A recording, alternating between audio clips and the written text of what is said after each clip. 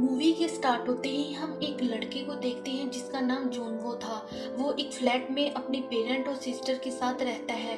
वो सारा दिन अपने फ्रेंड के साथ लाइव वीडियो गेम में बिजी होता है। उसे पबजी खेलना बहुत पसंद था। उस दिन भी वो उसी में बिजी होता है, लेकिन उसकी फैमिली घर नहीं होती। तभी गेम के दौरान उसे एक न्यूज़ आती है कि स्कूल सिटी में एक वायरस फैल गया है और उससे इन्फेक्टेड होकर लोग एक दूसरे को ही काट रहे हैं। ये वायरस इतना ज़्यादा फैल गया है कि गवर्नमेंट के कंट्रोल से भी बाहर हो गया है और जो लोग सरवाइव कर गए हैं उन्हें बचने का कोई रास्ता नजर नहीं आ रहा।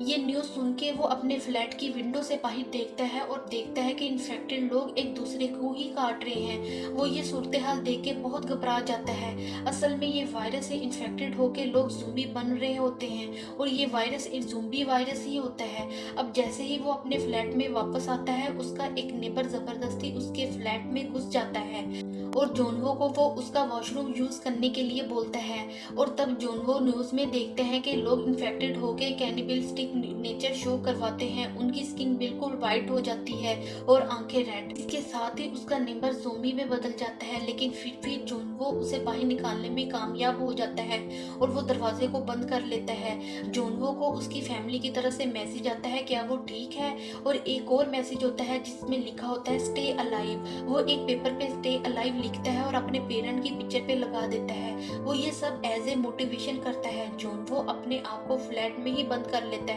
और डोर पे फ्रिज रख देता है ताकि कोई दरवाजा खोल के ना आ सके।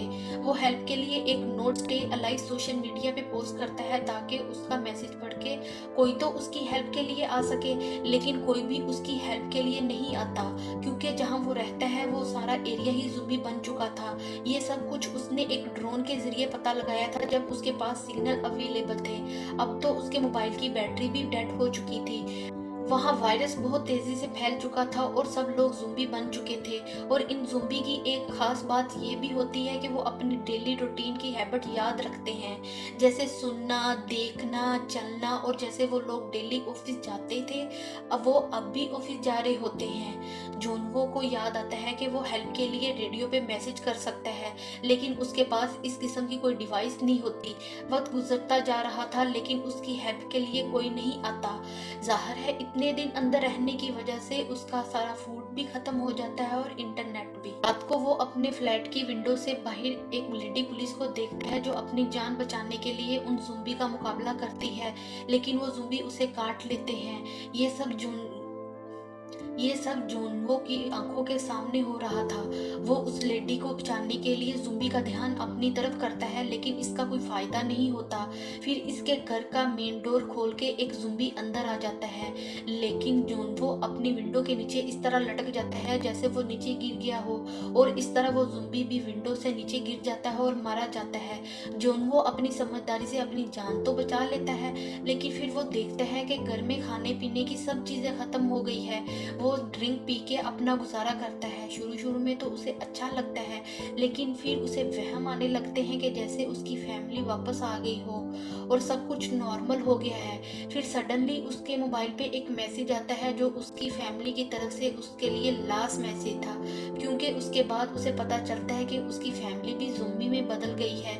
वो काफ़ी गुस्से में आ जाता है और अपने घर का सारा सामान तोड़ने लगता है।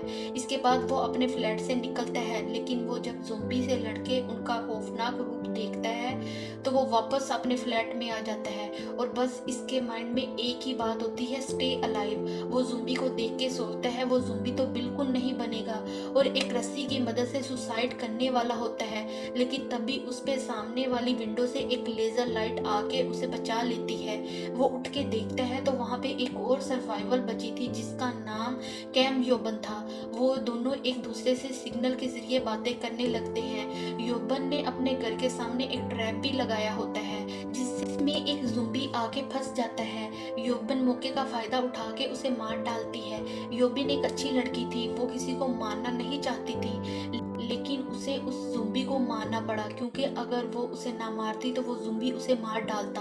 योबिन देखती है कि जोनवो ने काफ़ी दिन से खाना नहीं खाया तो वो उसे खाना भेजने का सोचती है।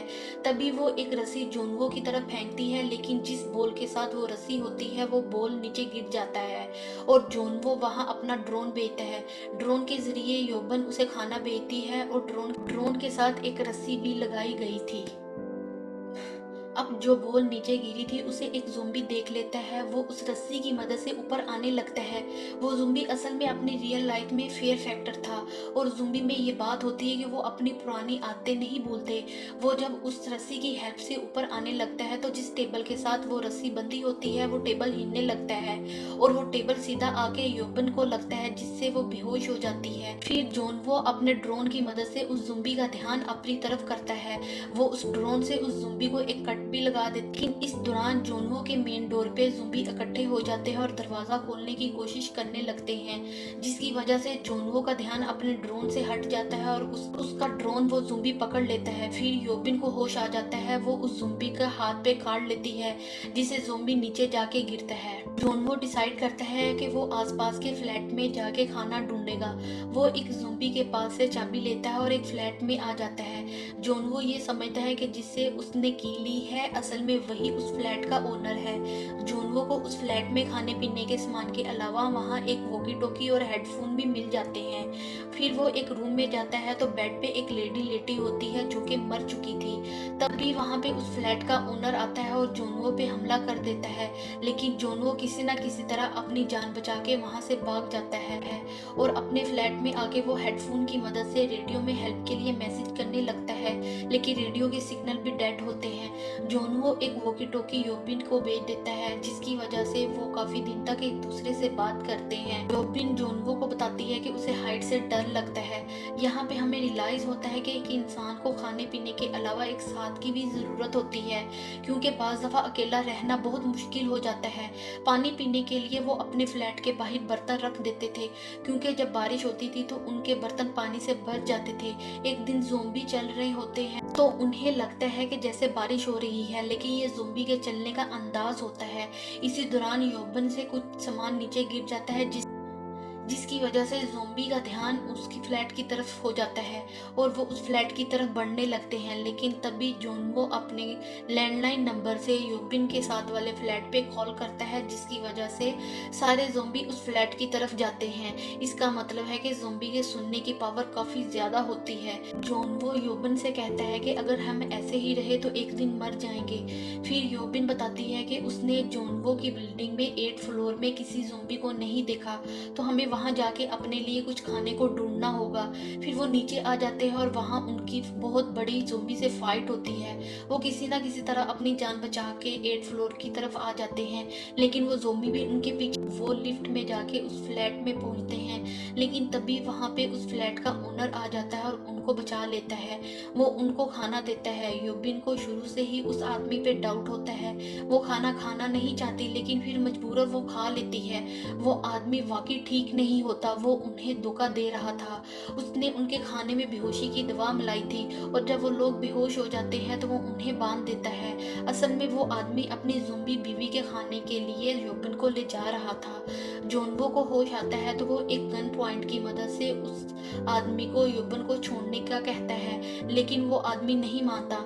यहाँ पे योबिन समझदारी का मुजाहरा करती है। वो एक कपड़ा उस आदमी की बीवी के मुंह पे रख देती है और उस आदमी को उस पे फेंक देती है। वो औरत अपने ही हस्बैंड को खा जाती है और योबिन उन्हें मजबूरन शूट कर देता है। तभी गोली की आवाज़ सुन के सारे ज़ॉम्बी उसकी तरफ बढ़ने लगते हैं। योबिन कहती है कि वो उसे शूट कर दे। तभी उन्हें एक हेलीकॉप्टर की आवाज़ आती है। वो ज़ॉम्बी का काफ़ी मुकाबला करके उस बिल्डिंग की छत पे पहुंच जाते हैं, लेकिन अफसोस वहाँ पे कोई हेलीकॉप्टर नहीं होता। ज़ॉम्बी बहुत तेज़ी से उनकी तरफ बढ़ने लगते हैं और वो बची खुची गोलियों से उनका मुकाबला करते हैं और साथ साथ ये प्रे कर रहे होते हैं कि उनकी हेल्प के लिए कोई आ जाए।